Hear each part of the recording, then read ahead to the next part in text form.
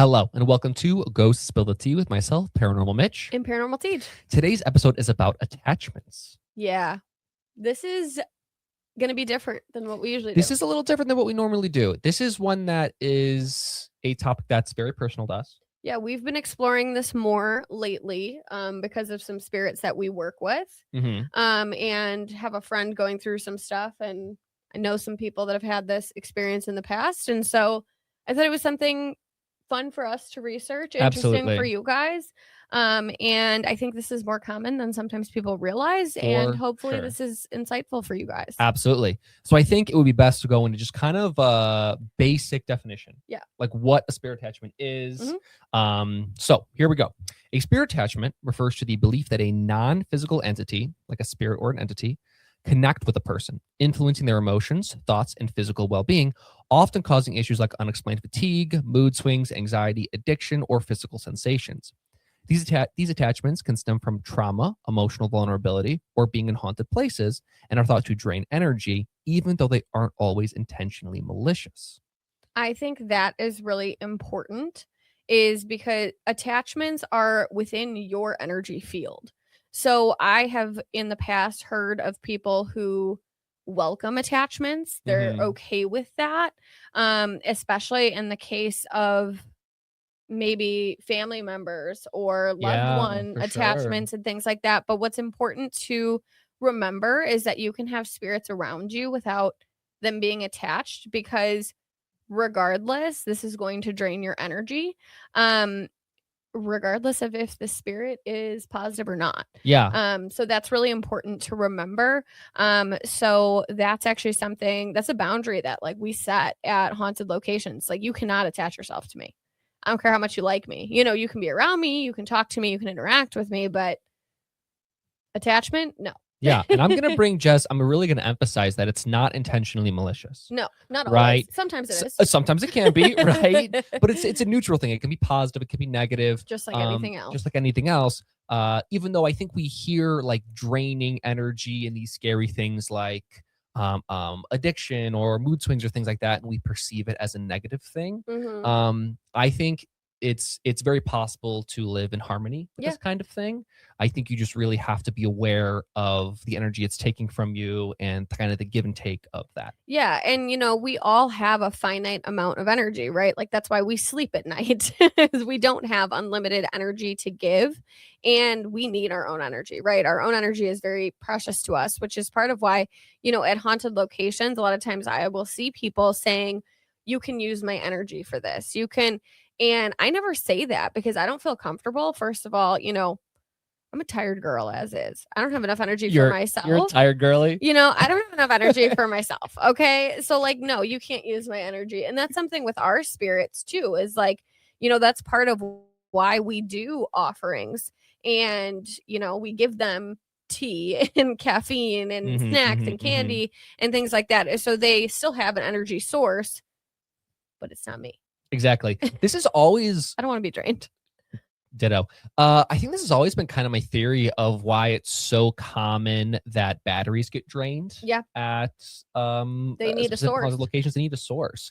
And I feel like that's, you know, a really big you know, haunted location trope that we hear in like TV shows and whatnot of like, oh, our camera battery has died all of a sudden. Well, you're asking for activity. Where do you think it's going to come from? And we know that energy cannot be created or destroyed. Right? That is a product, or that is a law of physics, I think. But it's one of those things that it has to pull from somewhere. It doesn't just pull out of thin air. Right. This has also always been my thought of why when you don't have a physical body, you have to take it from somewhere. Right. That's also always been my thought of why cold spots are really common. I think because heat is energy.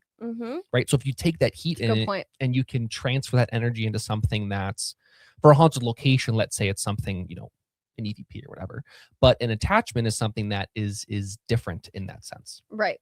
Okay. Right. And paranormal activity comes from energy, right? You have to have 100%. Energy to produce physical effects in your environment. Actually, it takes a tremendous amount of activity to do even something small, you know, like knocking a cup off the countertop. Like that actually takes a tremendous amount of energy.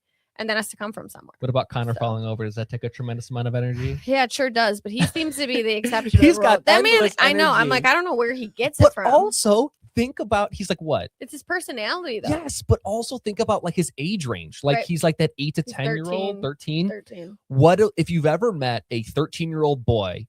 They're like, oh my God, they are bouncing off the walls. They just have like endless energy. Like I remember like the Energizer Bunny that's just like they're all over the place. So that does kind of make sense of like his personality is very much that like very rambunctious, very high energy, very excited. And like that's amazing for him. Yeah. Right. And that makes him have a lot of fun, makes us have a lot of fun. Everybody wins. Right. I love that we still can't keep track of his age. Connor can't keep track of his own age. That's why we have trouble with our age. Sometimes he's 8, sometimes he's 10, sometimes he's 12. Actually 13. But if you ask him how old he is, he'll be 8, 9, 10, 11, 12, 6, 4. But it'll change in the conversation. He'll be like, I'm 10. And he'll ask him like 5 minutes later and be like, I'm 12. It's really, really hard for him to remember. And so sometimes his lack of remembering his own age throws us. Yes, but we love him all the I know, time. I love him so much. Let's talk about how attachments typically are in like classic spiritual studies. I think that's an important part of this. So in spiritual studies, spirit attachment happens when a external energy, kind of stuff we just talked about, what we usually call spirits, there we go, connects to your energy field. In spiritual studies terms, this is called the auric field or morphogenetic field. In science, they sometimes call it the biofield. It's like an invisible boundary that protects you, but also responds to your emotions. When you go through something intense, like a trauma, for example, and don't fully process that emotion behind it, these emotions can leave a imprint on your energy field. Think of these imprints as cracks. They weaken the field and create openings that attract external energies. These spirits are drawn to the unresolved pain or emotions you carry because they resonate with it. These spirits are not necessarily evil, an important note. They are simply attracted to the intensity of the energy and they survive in that space. It's really just how energy works. When two energies resonate, they connect. It is as simple as that. I think that the trauma piece is really important to note. There are a lot of people that I have encountered over the years who say like, I'm an attachment magnet and things like that. It's like, I get an attachment, I get rid of the attachment, and then I get a new attachment. And like, why is that? And a lot of times, like, you know, that is indicative of there being some crack in your energy field. And so finding out what the source is of that, I think is very important.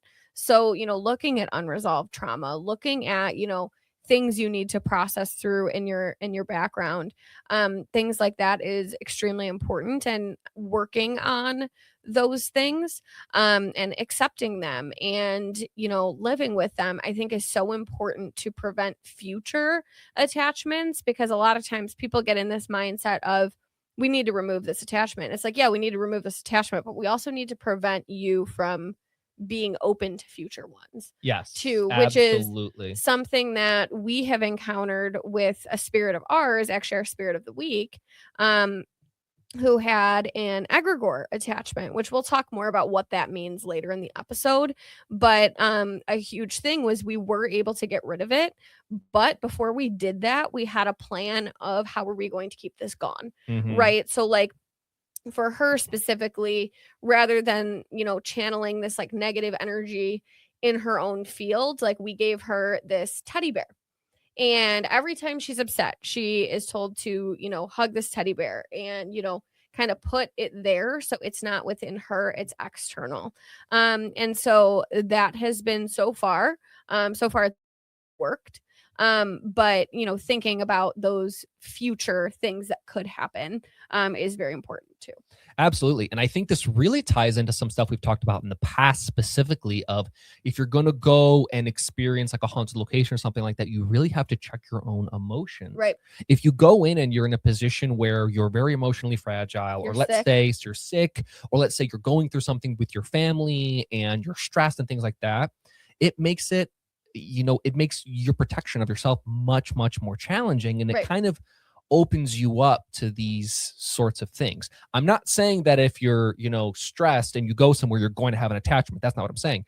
But I think it can leave you more prone to an opening for some of these sorts of things to Right. happen. So I think that's why we've talked about in the past, you got to be super, super, super, super on top of how you feel Right. going into something, whether you're sick, whether you're stressed, whether you have a lot of stuff going on emotionally.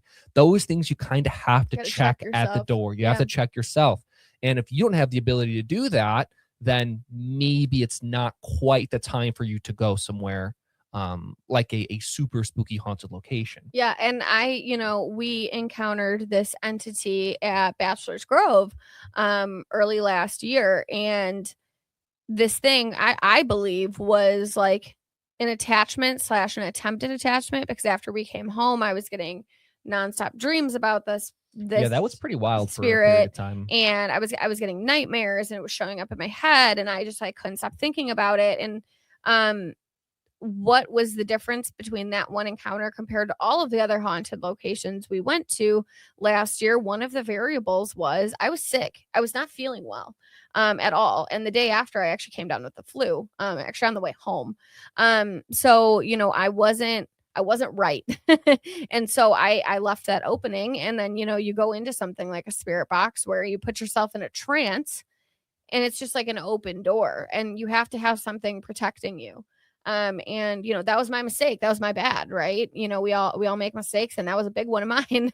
But I shouldn't have gone at all. But I think a tremendous learning experience. Right. And I'm glad we us. encountered it, because now I know how to prevent that in the future. Exactly. So I think, it was a scary time for sure, but I think you come out of it and you take your lessons from that. Absolutely. And now we apply them to almost everything we do moving forward. Absolutely. Yeah. So I think that let's talk a little bit about how it relates to traditional science, because we know science always has a part to play in this, and especially like energy fields are somewhat studied in science, not as much about like people. So let's get into that. So while traditional science and medicine do not often address these areas, some professionals have looked into the idea of spirit attachments. For example, Dr. Shakuntala Modi. Sounds good. Sounds good. That's right. Sweet name though. Is a psychiatrist who stumbled upon something truly groundbreaking while using hypnotherapy with her patients. In her book, Remarkable Healings, she shares how, under hypnosis, many of her patients revealed spirits attached to their energy fields. These attachments were not random. They were directly linked to the patient's emotional and physical struggles. What's incredible is that when Dr. Modi helped her patients release these spirits, many of them recovered. Some even got better after just a few sessions. Her work challenges the conventional idea that health is purely physical or emotional. It shows that that there's more to healing than what science typically acknowledges. I thought that was fascinating. Yeah. And I think this also very much applies to things like Reiki or like traditional Chinese medicine, acupuncture. They deal with meridians and energy fields and things like that. So we know that it's been around for a long time. And I've said this to you before, and I say this to other people. If something's been around for a really long time, there's probably something to it. There's some sort of inkling, because if it was truly something that was like, this is absolutely nothing and it never has, it wouldn't have lasted for 1,000 years, So it's fascinating, these things that we don't know much about, because I feel like a lot of times we have this idea that we know so much about medicine. And I think we know a lot, but I feel like there's still a whole entire massive world of things in regards to energy fields or different things that we don't know. And I don't think anyone has like the perfect solution, like for sure. But I think these are sort of inklings of things that I think are, can affect people really physically, emotionally, spiritually, all the above. It can play a huge toll on people. Right. And one thing science has found, is like we are not accessing every part of our brain. Like we don't know what so much of the brain does. Like still, in 2026, there's still so many parts of the brain that we have no idea what they're doing, why they're doing it, or how they're doing it. And, that's where sometimes I wonder about, the spirituality and, what else is the brain doing? Yeah, for sure. And this may be one of them. I'm not sure. Well, if you want to find out, you can just watch the movie. What?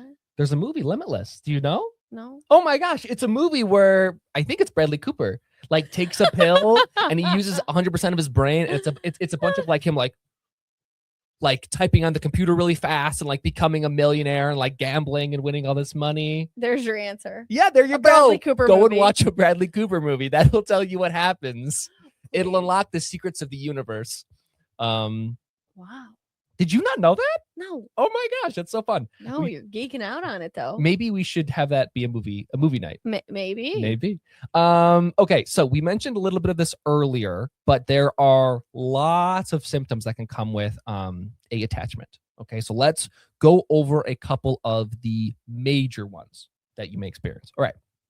So, unexplained lethargy or a constant feeling of being drained, persistent fatigue that doesn't improve with rest, patterns of recurring negative experiences or bad luck, emotional instability, including sudden mood swings or irritability, difficulty focusing or maintaining mental clarity, procrastination or resistance to taking action without a clear reason, frequent nightmares or disturbing dreams.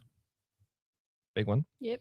A pervasive sense of feeling stuck in life despite efforts to move forward, feeling a heavy or oppressive energy in your surrounding, chronic pain or physical symptoms with no medical explanation, a tendency to attract unhealthy relationships or toxic situations, and overwhelming feelings of sadness, guilt, or shame that seem disproportionate to the situation that they are in.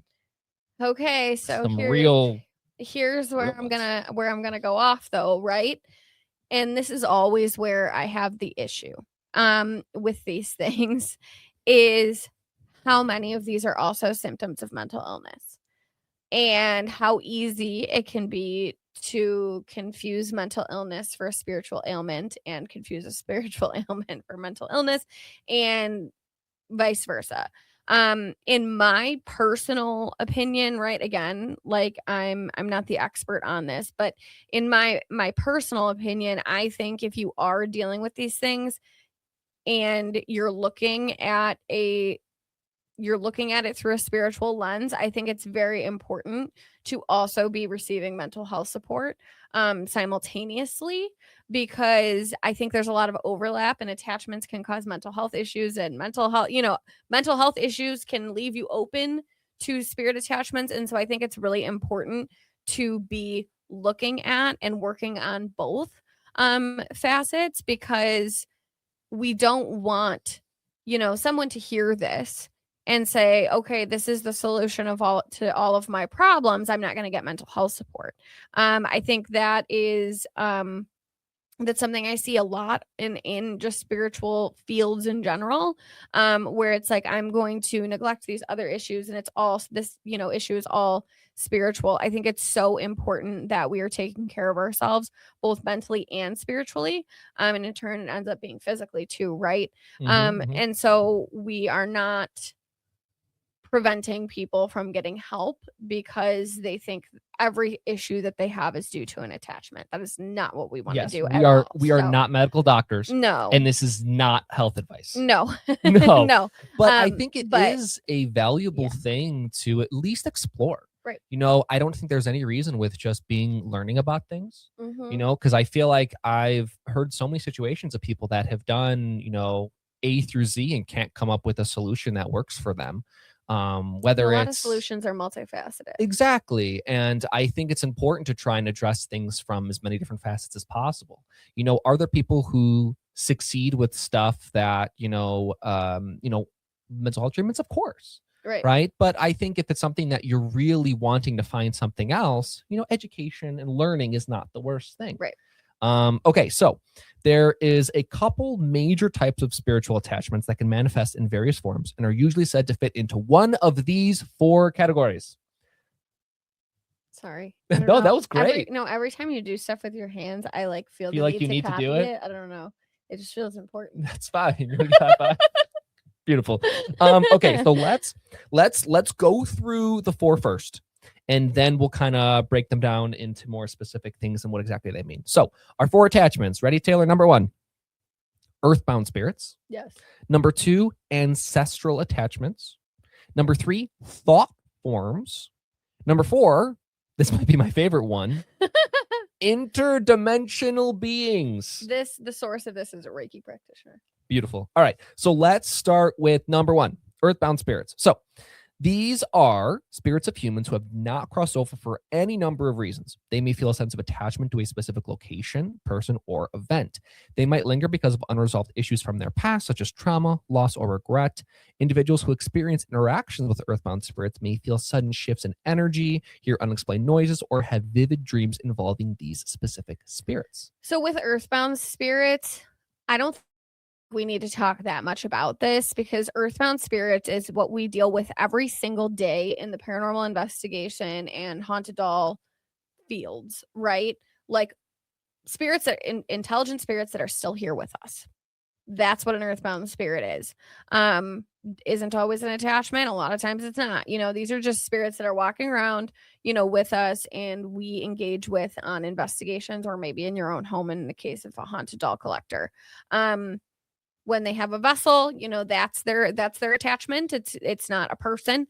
But and there are a lot of spirits who aren't attached to anything at all. And they don't have to. It's not either you're attached to a doll, you're attached to a haunted object, or you're attached to a person. There are a huge number of spirits that don't attach to anything at all, and that is perfectly fine.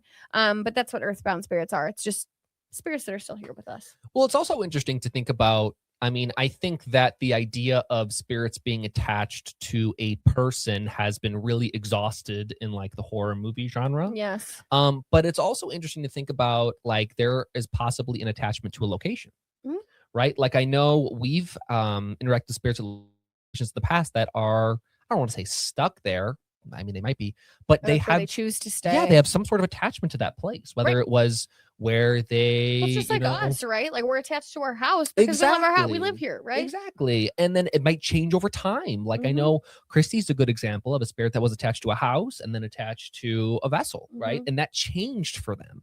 So it's something that is, I feel like, in such change and such flux that it's very hard for us to kind of keep track of it. Yeah.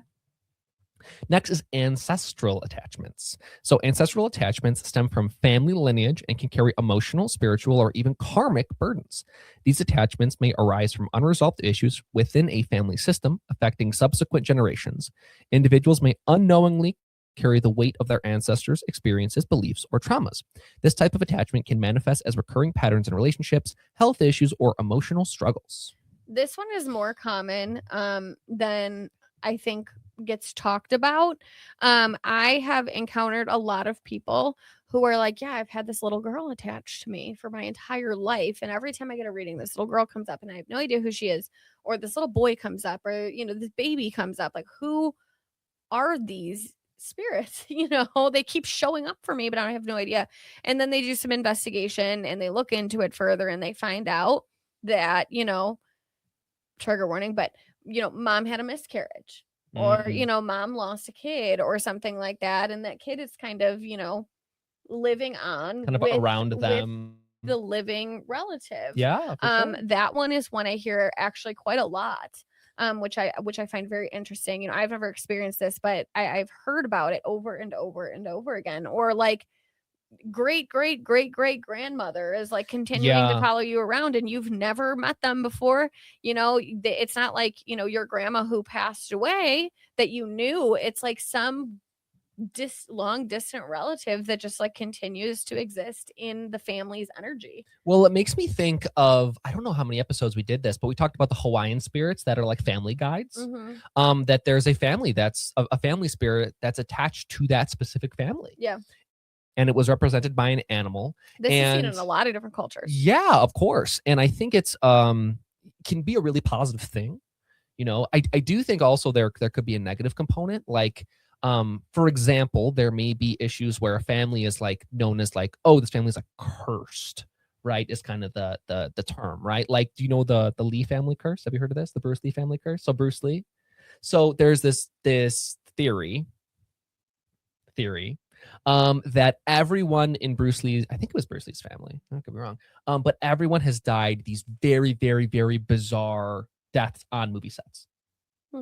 And it became this thing because Bruce Lee's parents were very famous, like movie producers, but there's like theories that like they treated people really poorly, and as a result, their family's cursed for forever.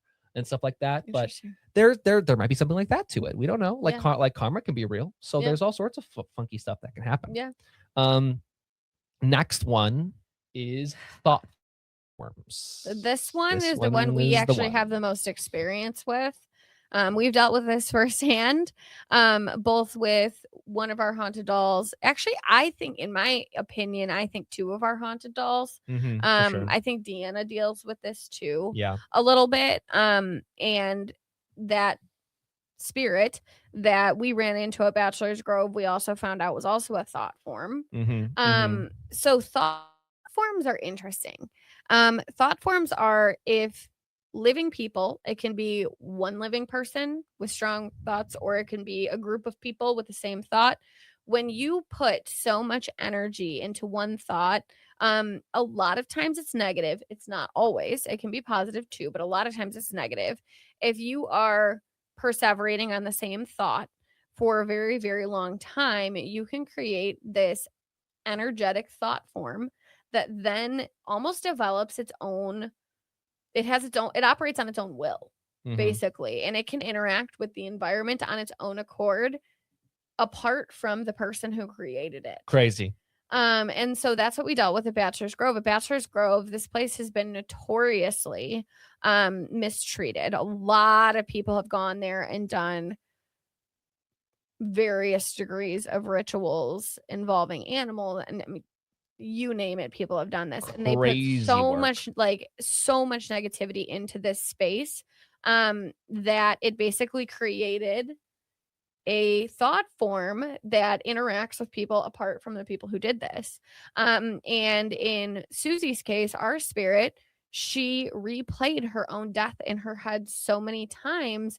She created this egregore, which is a thought form that operated on its own accord. And basically what this thing would do is it would cause her to replay her own death so it could feed on her negative energy. Like it created a cycle amongst itself. Yeah. And so it was kind of this like ongoing cycle of doom for her. So in my opinion, thought forms can be some of the most dangerous if they are negative in nature. Not always, but yeah. They don't have feelings, they don't have morals like it's just spirits a thing. do. It's just a thing doing its thing. Crazy. Yeah, that's the thing. They don't have feelings. Yeah, it's nuts. Which makes them a little different. I think unfortunately negative emotions may be better at this. Yeah. I think negative emotions are very, very strong and very, very potent. Like especially those like emotions of like losing a loved one or something like that can be very, very strong and very, very difficult. So I think it makes sense, especially if you're young and you don't know how to process these things. Right. Because you don't know what happened. Right. You don't understand it. Like, why is this crazy stuff happening to me? And unfortunately, there's so many bad things that happen that it can be a problem. And I think with thought forms, it's important to just acknowledge the piece of it becomes its own operating thing. It's not like if you stop your negative thoughts, it'll go away. Once it's created, it's operating on its own accord. Yeah. And it's separate from you. Mm-hmm. And a lot of people confuse these with spirits, and they're not technically. They operate like them, but it's sort not of, like was a living person that's now engaging with the environment. Correct. It was created on that side. Wild. Yeah, that's one we've encountered a lot over the last year or two. Unfortunately. But we're in a better place now. Yeah. The next thing we're going to go over is examples of spirits that may attach themselves to people from different cultures around the world. So a lot of times it can kind of appear in different ways, but these are just some basic ones that we found from a variety of different cultures. So first was the Chinese culture. It is called a Fushen, I believe. It is a spirit of the dead, ancestor, or wandering ghost that was believed to temporarily attach to a person, sometimes causing illness or changes in behavior. In folk religion, this could be a harmful sign the spirit needed help. There you go. Next one was the Japanese culture. It is a Tsukimono, I believe it's called. It is a spirit or supernatural being, often in an animal spirit like a fox, a kitsune, which attaches to a person or family line. This could bring misfortune, odd behavior, or sometimes special abilities. Very cool. Next one is from Thailand and or Laos. The cultures together. It is called a Phi spirit, I believe it is pronounced. Jessica is actually a type of Phi. Oh, Fascinating. Fee spirits are spirits that may attach themselves to people, often linked to illness or emotional distress. Rituals may be used to appease or move them. Next one was the Indian culture. It is a bhuta or preta attachment. These are spirits of the dead that did not move on properly and or were believed to attach to the living, sometimes causing illness or personality changes. This idea appears in Hindu, Buddhist, and folk traditions. Next is Ethiopia and or Sudan. These are czar spirits.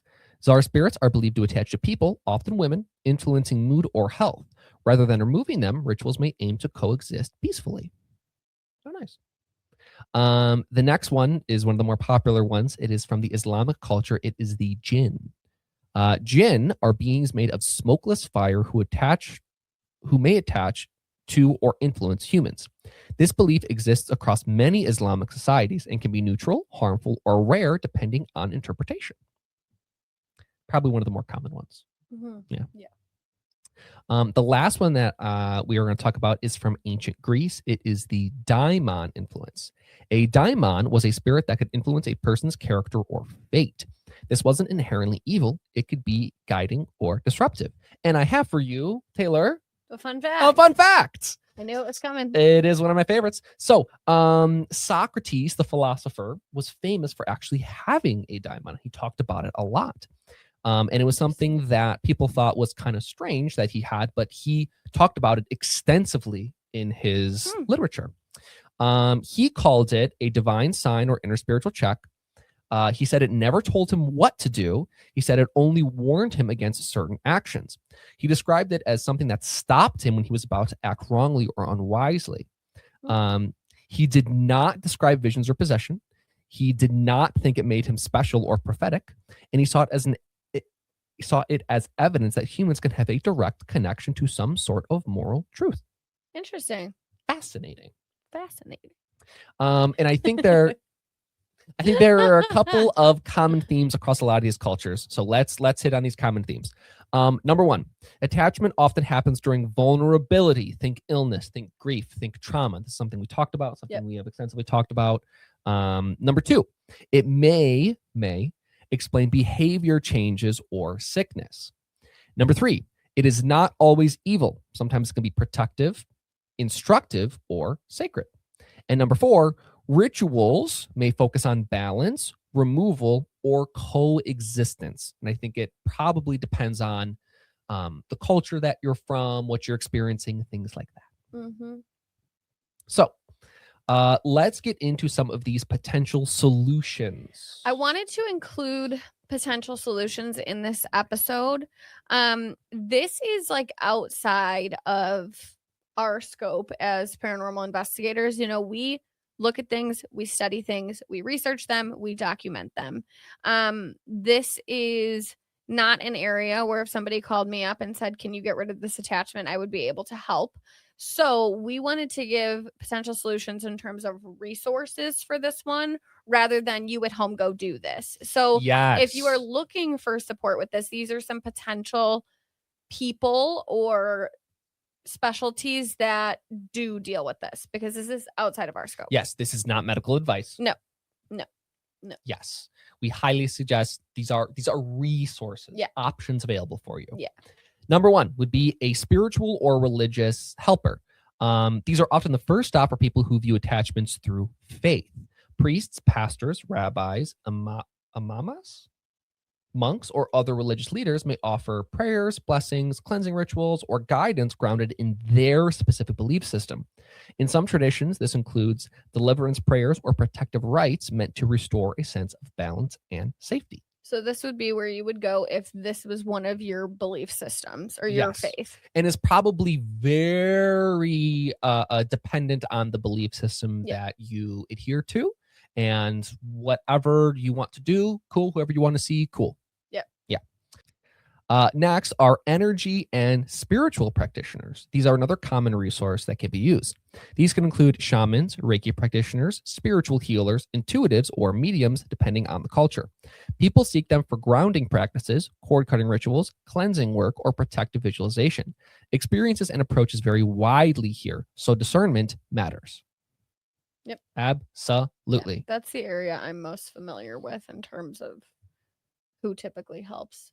Cord cutting is one of the more common ones that I hear. Absolutely. Yeah. Yes.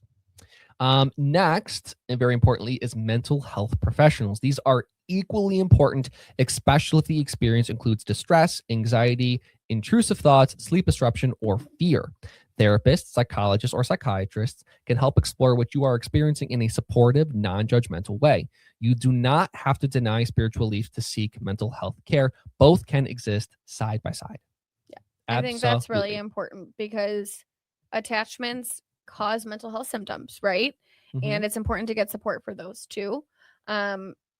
Even after the attachment's been removed, right? Like it may have put you in a state that like really put you out of sorts. Like if you need help, get help. Or there may be underlying symptoms that may have made like Made it easier. made it easier you for that attachment susceptible. to happen. Yeah. So I think addressing the root cause of that is tremendously important, and I Mhm. think this is a great resource. Yep. Last one would be a personal grounding or support system. These matter more than people realize. Trusted friends, journaling, meditation, prayer, breath work, nature time, and routines that strengthen your sense of control can reduce fear and intensity. Fear feeds experiences regardless of how they're interpreted. And I think this could mean so many different things to so many different people. I think whatever supports you, whatever surrounds you can be tremendously helpful in a lot of these things. Yeah. Yes. Cool. So that is our extent of attachments. I think now let's move into our spirit of the week, which I am so excited to talk with her. I think Yes. she is incredible, and I think she has made a lot of good progress here. Yeah, and she has dealt with this firsthand. So we will talk about her when we get back for this commercial break. So hang tight. The episode is not over. Don't leave. You just get to listen to a fun song, and then we'll see you soon. See you soon. Bye, everybody. Bye. Enjoy the song.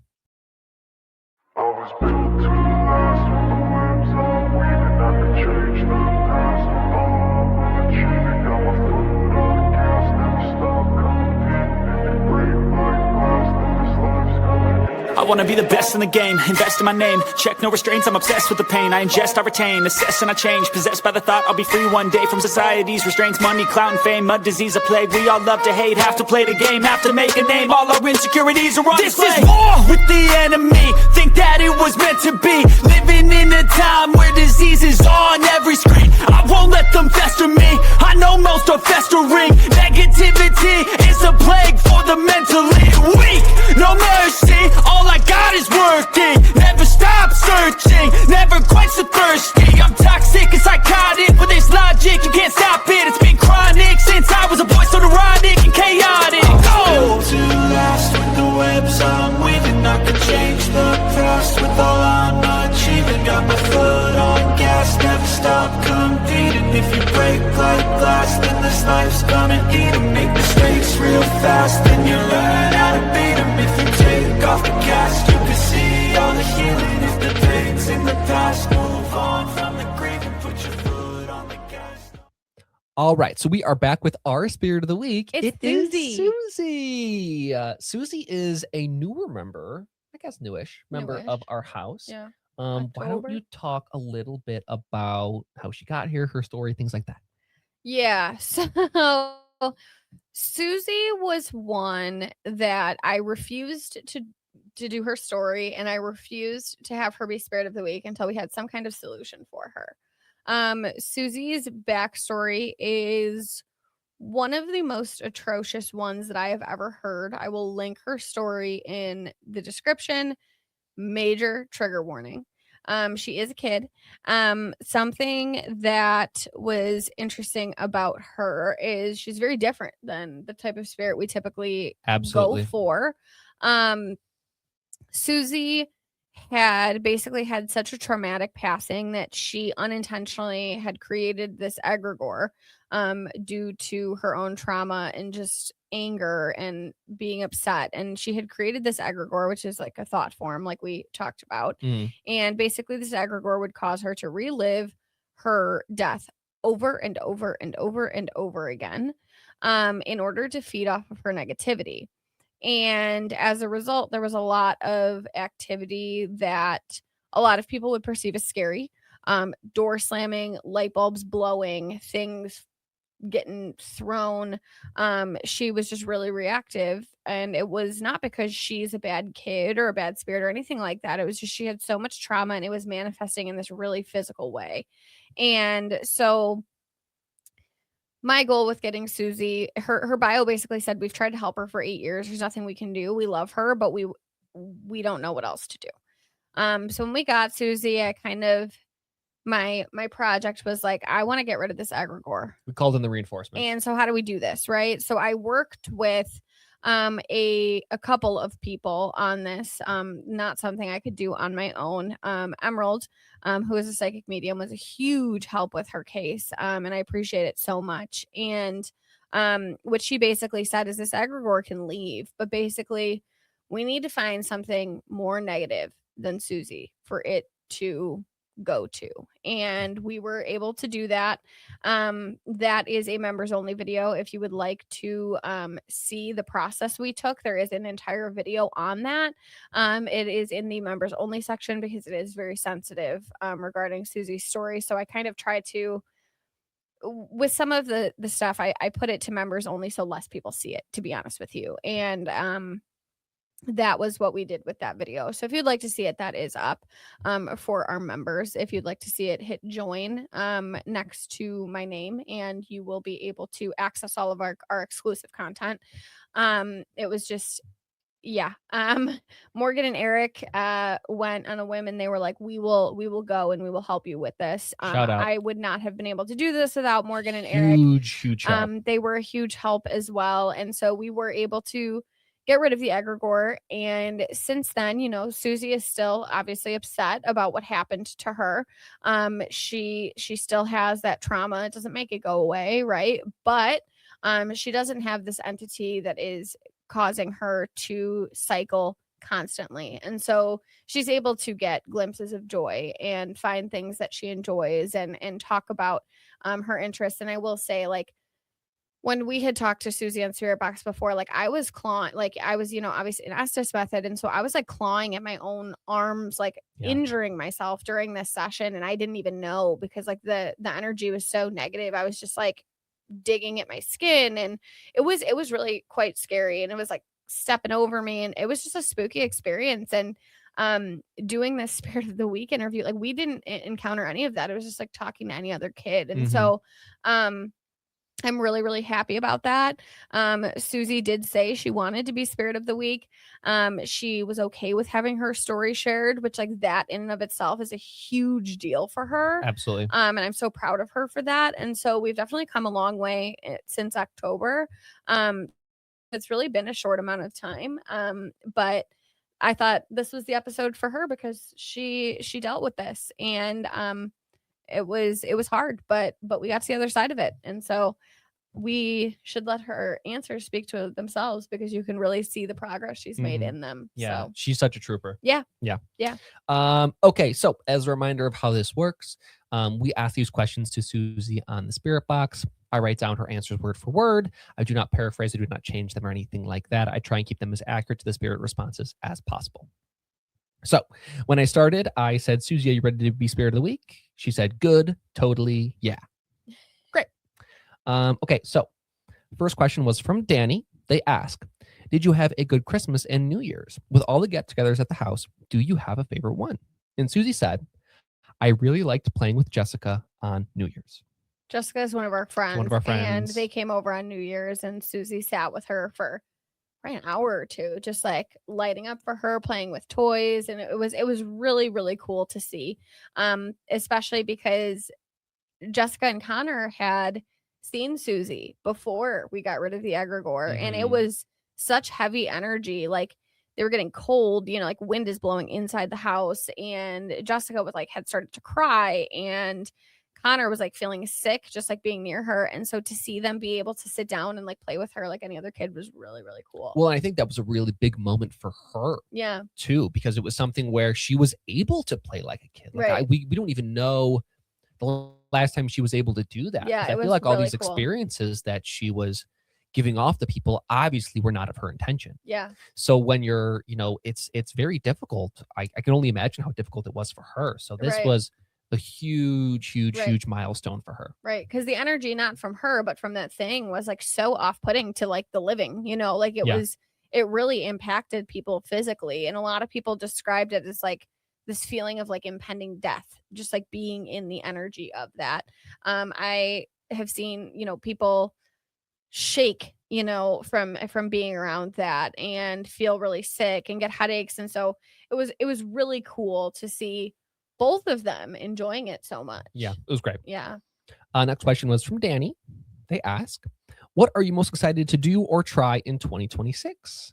And Susie said, making friends. Which is awesome because that was not something we were even able to. You think about. Yeah. Yeah. It wasn't even on the table before. Absolutely. Next question is from Danny. They ask, have you made any friends? Susie said, yeah, I am trying, which is great. Yeah. Trying is the first step. Yep. I have no doubt that she'll be successful. Absolutely. 100%. Next question is also from Danny. They ask, do you have a favorite animal and why?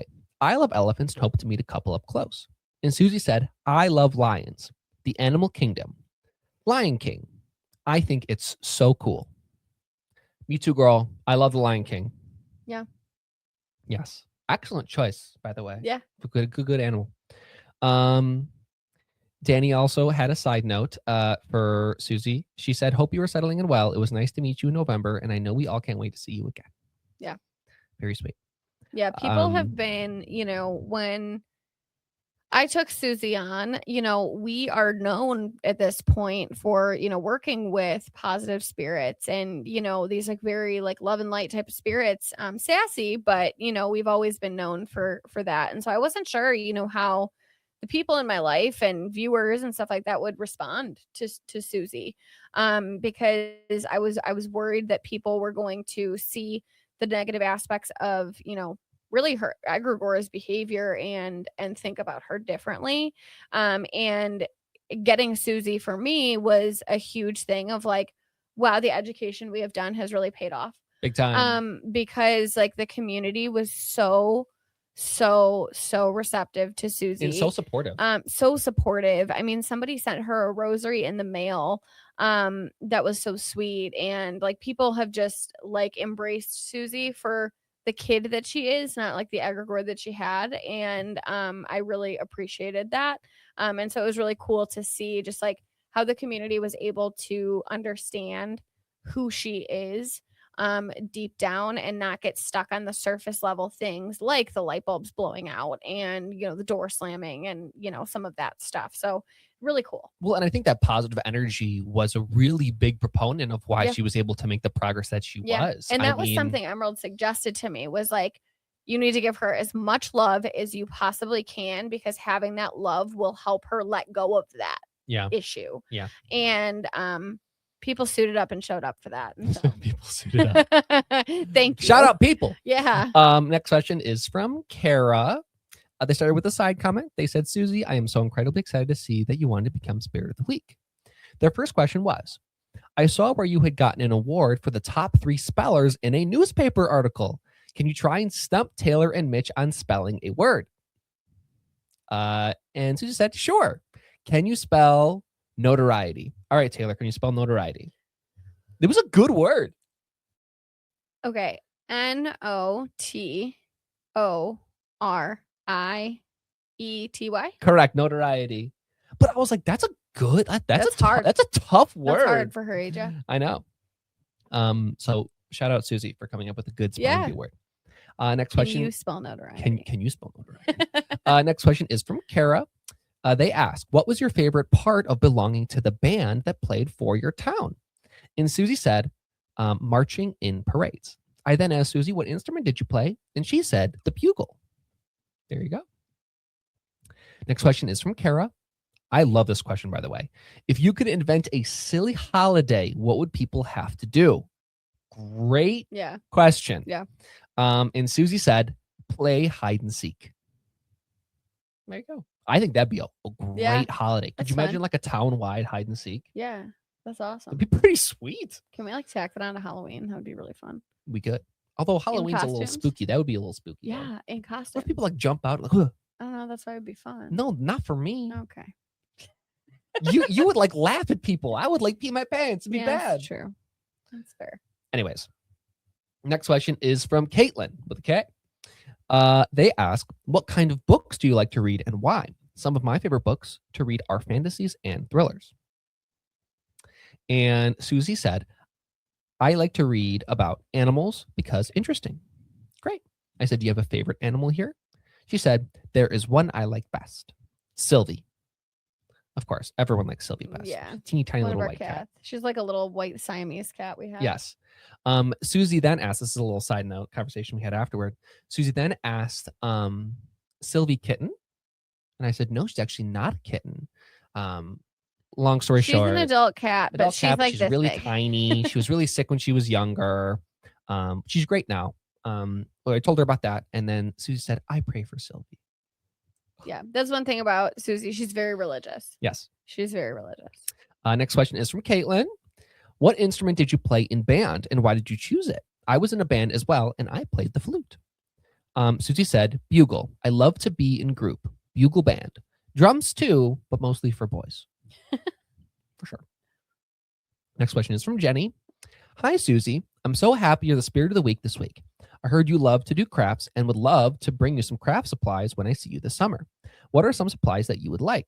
I will do my best to find them and maybe we can do crafts together. And Susie said, we made some wind chimes at home. That was fun. It's a fun craft. That was a great idea. Yeah, Crafts. that's a fun Such a fun craft. craft. Especially you can make like homemade ones Yeah. and like little tubes or whatnot. Like, Yeah. that sounds sweet. I'm like, I kind of want to do that. I've never done that I before. know. Next question is from Jenny. I would love to know what some of your favorite spring and summer activities are. Do you enjoy going outside or would you rather stay inside with your friends? I like nice days outside as long as they aren't too hot. And Susie said, reading scripture outside and riding my bike. Very fun. Next question is from Lucky. I thought we're able to talk to her about her interests. We didn't even know she liked animals or like she couldn't even talk about interests before. It's crazy. Yeah, it's incredible progress. Yeah. Really. Shout out to Susie for pushing through it because it's not easy. Well, that was the big thing, right? Like when it all happened was like Emerald's like, this isn't gonna work unless she's willing to let go too. Right? Because it was kind of like this cycle thing where it was like she was holding on to the negativity too. And like she suited up, she showed up, she meant business. Absolutely. Yep. Next question is from Lucky. Hello, Susie. Heard you love arts and crafts. As an artist and crafter, we would love to ask you some questions. When you are coloring, what do you like coloring with? Is it crayons, markers, colored pencils, etc.? We have DID, and one of our altars loves princess coloring books and crayons. But as Lucky, we love mixed media, spray stains. What was one of your favorite crafts? And Susie said, I like crayons and markers. Princess coloring books sound really fun. Lucky struck an interest in the princess I coloring know. books. Maybe we need to get her a princess coloring book. That was another thing I didn't know she liked. There you So go. now we know. I know. Second question from Lucky. Part of what we were told is you had a band. What was the name? We would love to be in a band, but we have no musical talent. LOL. Also, what kind of music do you like? We are kind of partial to 90s rock, but some newer metal bands also. And Susie said, band was the Knights. I like the Beatles. Can't go wrong with the Beatles. She was a huge Beatles girl. Mhm. We've been able to track Susie's story. So we know like who she was and all of that. And one of the things a lot of people had shared about her was how much she loved the Beatles. And that was like some of their fondest memories was like geeking out on the Beatles I together love it. with her. So cute. Yeah. So cute. It's nice to hear her talk about that, Absolutely. Next question is from Caitlin with a C. Caitlin with a K changed her Discord name to be Caitlin with a K. Respect. Hey, sometimes you got to differentiate, I love it's it. hard to I tell. love it. Caitlin asked, hi, Susie. Hope you are doing well.